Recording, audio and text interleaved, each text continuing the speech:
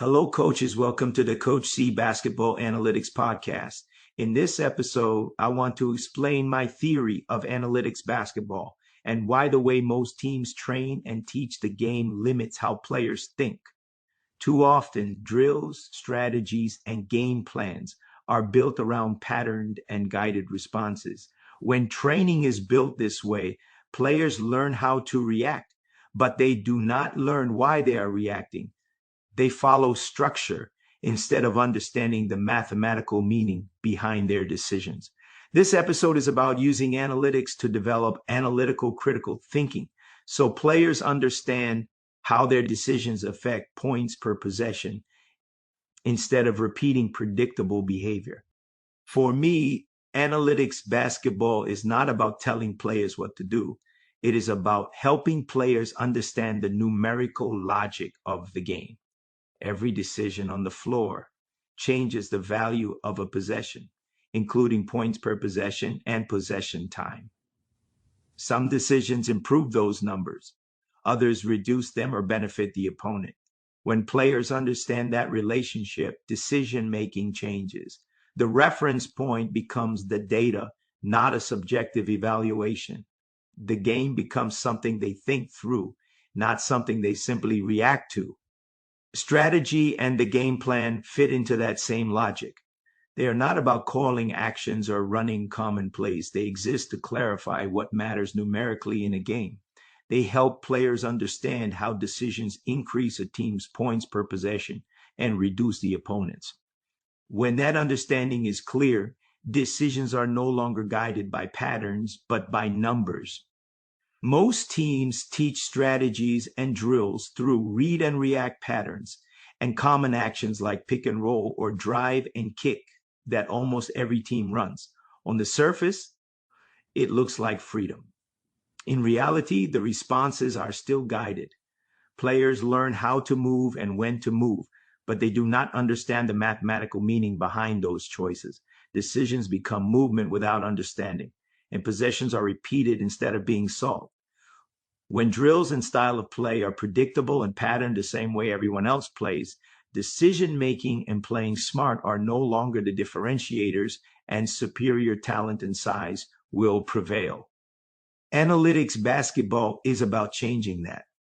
It is about understanding the numerical logic that actually decides games and how decisions affect points per possession and possession time for both teams. Analytics game planning is about numbers, not set plays. It focuses on identifying what increases a team's efficiency and what reduces the opponent's. Those numerical priorities level the playing field, create a competitive edge, and keep players focused on what matters during the game instead of falling back into memorized habit. Drills have to follow the same thinking. Players should not be trained to repeat responses. They should be trained to read the numerical situation on the floor and make decisions based on that understanding. The defense changes and the numbers change, but the player's thinking is what stays consistent. Pattern drills train reaction. Drills aligned with analytics train understanding. Analytics basketball requires that drills and strategies align with analytics and data goals, and that players understand every movement on the floor has a reason tied to the game plan. Moving from point A to point B, attacking the basket, passing, or shooting cannot be done just because a play says so. Those decisions must be made with purpose based on a data-driven game plan. When drills and strategies are aligned this way, the game moves away from predictable, pattern-set plays and toward real read and react. Not read and react based on memorization of actions, but read and react based on the numerical logic of the game. This leads to a critical analytics play style. It reduces predictability and increases the value of decision-making.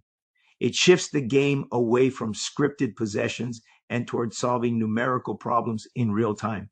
That is how physical and talent advantages begin to matter less. When data-driven decisions matter more, physical and talent advantages matter less. When practice reinforces analytical, critical thinking instead of memorization, performance becomes more consistent because it is driven by understanding the numbers, not repeating structure. That is what I call playing smart with data. Basketball cannot be controlled because the game is dynamic and the situations during competition are always changing. What can be trained is how players think within those changes. This style of play helps teams gain more control over those dynamic situations, not by scripting actions, but by anchoring decisions to numerical logic.